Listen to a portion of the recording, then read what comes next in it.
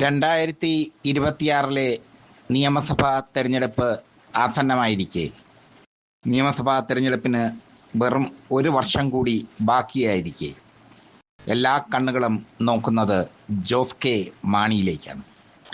Jose K മാണിക്ക് വലിയൊരു പ്രാധാന്യമാണ് പിണറായി വിജയൻ നൽകിയിരിക്കുന്നത്. CPM-ൻ്റെ രാജ്യസഭാ സീറ്റാണ് അദ്ദേഹത്തിന് നൽകിയത്.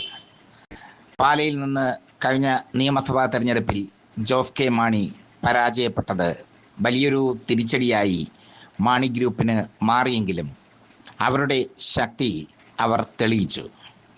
കോട്ടയത്തെ 9 നിയോജക മണ്ഡലങ്ങളിൽ മാണി ഗ്രൂപ്പിനുള്ളത് 3 MLA-മാരാണ്. കാഞ്ഞിരപ്പള്ളി, പൂഞ്ഞാർ, ചങ്ങനാശ്ശേരി ഈ 3 നിയോജക മണ്ഡലങ്ങളിലും ജോസ് കെ മാണി ഗ്രൂപ്പ് ജയിച്ചു കയറി. കോട്ടയത്തെ ഏറ്റവും വലിയ ഒറ്റക്കക്ഷി ജോസ് കെ മാണി ഗ്രൂപ്പാണ്. മാത്രമല്ല, പാലയിലും കടുത്തുരുത്തിയിലും നല്ല സ്വാധീനം അവർക്ക് ഇപ്പോഴുമുണ്ട്.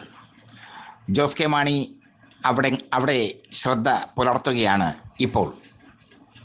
ഏറ്റുമാനൂരും വൈക്കത്തും മാണി ഗ്രൂപ്പിൻ്റെ വോട്ടുകൾ നിർണായകമാണ്.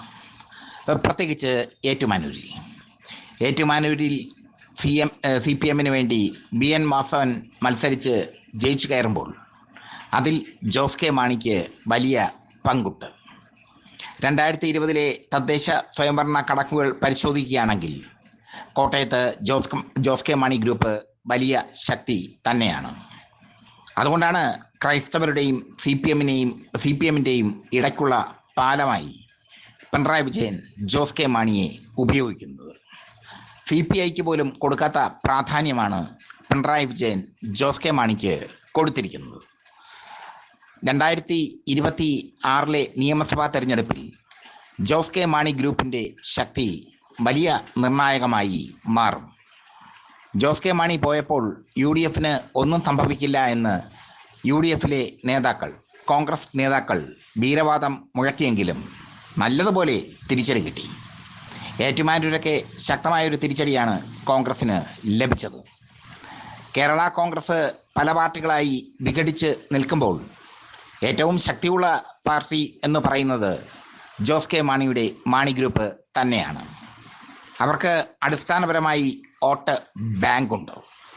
അടിസ്ഥാനപരമായി വോട്ട് ബാങ്കും അടിസ്ഥാനപരമായി പ്രവർത്തകരുമുണ്ട്.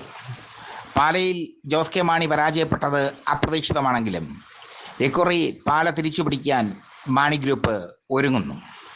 കടുത്തുരുത്തിയിൽ മാണി ഗ്രൂപ്പിൻ്റെ പരാജയം ജോസ് കെ മാണിക്ക് അല്പം ക്ഷീണമുണ്ടാക്കി. പക്ഷേ ഇത്തവണ കടുത്തുരുത്തിയും അവർ പിടിക്കാനുള്ള ശ്രമത്തിലാണ്.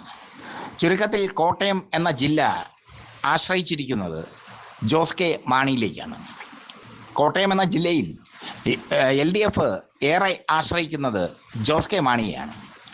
ജോസ് കെ മാണിയുടെ വോട്ട് ബാങ്ക് കഴിഞ്ഞ നിയമസഭാ തെരഞ്ഞെടുപ്പിൽ LDF തിരിച്ചറിഞ്ഞു.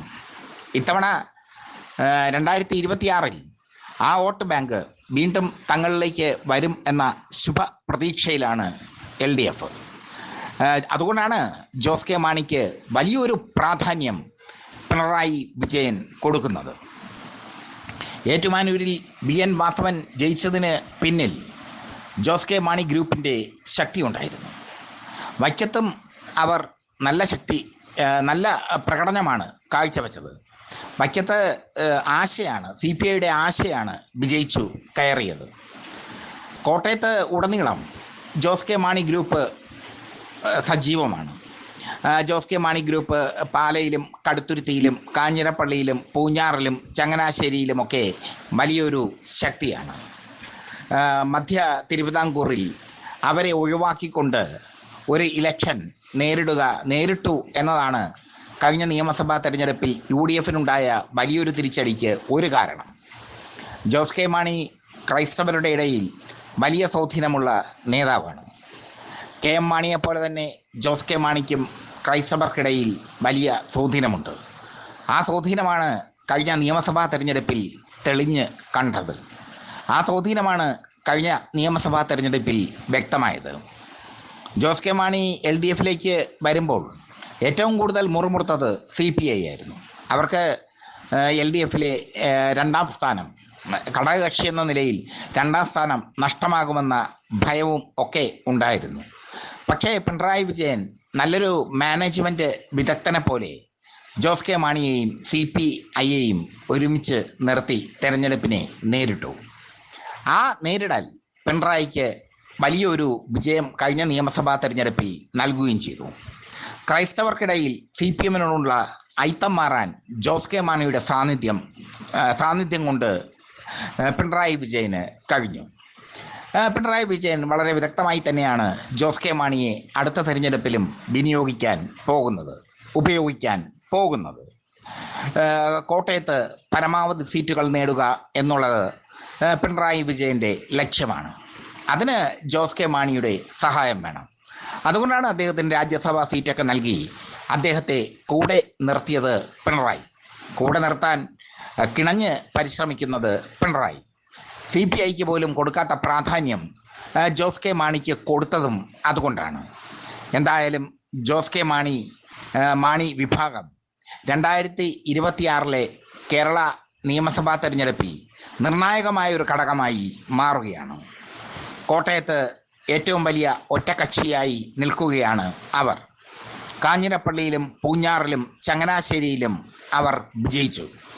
അങ്ങനെ ജോസ് കെ മാണി പരാജയപ്പെട്ടെങ്കിലും ജോസ് കെ മാണി ഗ്രൂപ്പ് ഏറ്റവും വലിയ ഒറ്റക്കക്ഷിയായി കോട്ടയത്ത് വിലസുന്നു. അവർക്ക് അർഹിക്കുന്ന സ്ഥാനം കൊടുക്കാൻ പിണറായി വിജയൻ എപ്പോഴും ശ്രദ്ധിക്കുന്നു.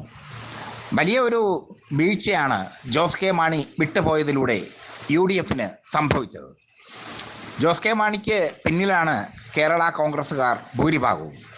ജോസഫ് ഗ്രൂപ്പിനൊന്നും വലിയ സ്വാധീനമൊന്നുമില്ല മധ്യ തിരുവിതാംകൂറിൽ. ജോസഫ് ഗ്രൂപ്പിന് വലിയ സ്വാധീനമൊന്നുമില്ല. അണികളെല്ലാം ജോസ് കെ മാണിക്ക് ഒപ്പമാണ്.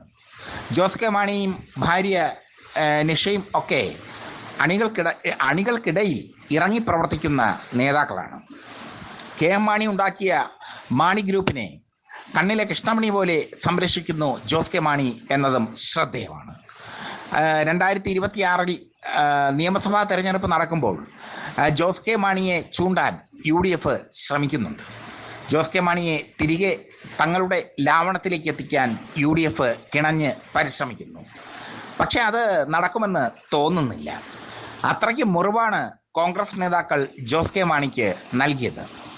ജോസ് കെ മാണി LDFിലേക്ക് പോകുമ്പോൾ തടയാൻ ശ്രമിച്ച മുസ്ലിം ലീഗിനെ പോലും കോൺഗ്രസ് തള്ളിക്കളഞ്ഞു. ജോസ് കെ മാണിയെ കറിവേപ്പിലയാക്കി UDF. അതിൻ്റെ പക ജോസ് കെ മാണിക്കുണ്ട്. അതിൻ്റെ പക ജോസ് കെ മാണിക്ക് ഉണ്ടെന്ന് മാത്രമല്ല, അദ്ദേഹം അത് കഴിഞ്ഞ നിയമസഭാ തെരഞ്ഞെടുപ്പിൽ കോട്ടയം ജില്ലയിൽ കാണിച്ചു കൊടുക്കുകയും ചെയ്തു.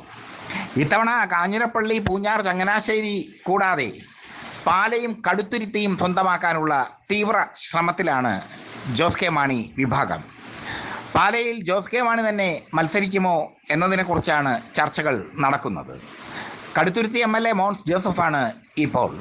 കഴിഞ്ഞ തവണ നെഗറ്റീവായി ഒരുപാട് ഘടകങ്ങളുണ്ടായിട്ടും കടുത്തുരുത്തിയിൽ ഭാഗ്യം കൊണ്ട് മോൻസ് ജോസഫ് ജയിച്ചു കയറി.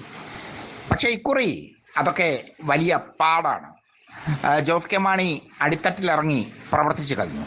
അതുകൊണ്ടാണ് ജോസ് കെ മാണി ഗ്രൂപ്പിന് പിണറായി വിജയൻ വലിയൊരു സ്ഥാനം കൊടുക്കുന്നതും. 2026 UDF ഭരണം നേടുമോ, ഭരണം പിടിക്കുമോ, തോക്കുമോ എന്നൊക്കെ തീരുമാനിക്കേണ്ടത് ഇപ്പോൾ ജോസ് കെ മാണിയാണ്. വിധി വൈപരീത്യം എന്നല്ലാതെ എന്തു പറയാൻ.